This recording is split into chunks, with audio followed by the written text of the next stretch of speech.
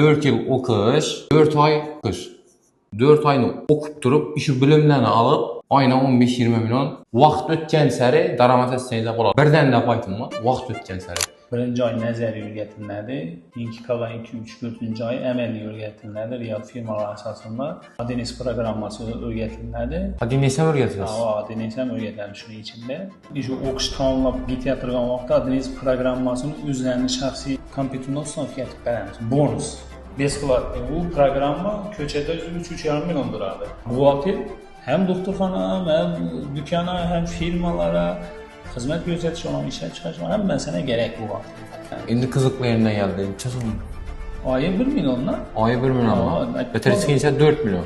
Bitir çıkınca 4 milyon. Şimdi karan işi bitir işe girecekten özünüz yardım başlasın. Sizden sorayım ola buhalteriye ben. Zaten köp firmalar normalde kadro soruyordu buhalteriye şunlara tavsiye ettim işe geçiren yardım verəmiz. Karan ortaça hazırki günde Xarəzm territoriyasında bir buhalter bir kiçiknarak firmadan ortaça firma neçə son pul alıb belə?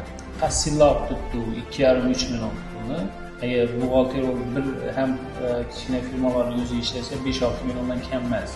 Eğer işlep çıkarış olsa 10 milyondan ziyade aylık verer. Zavod olsa doğru mu? Zavod olsa işlep çıkarışlarda kızık görsələr olardı. 10 milyondan kem aylık hiç kim razı olup işlep oturan yok. Glavni buhalterler 15-20 milyon alanı. Sabah Akademiyasına gelir, buhalteriya sirlerini, bilimlerini öğrenip çıkıp zor kadro bulup firmalara, zavodlara, kompaniyalarını kullanını sonra bir de çıkartıp istediğinizde buladı. Karanlar mənzilini düşürüb ötəmən, bazar yandaman 9 etajın doğrusunda yan tərəfin Məmun institutu var. Bu isə həmimiz bilədən zəngari ekran. Gəlin.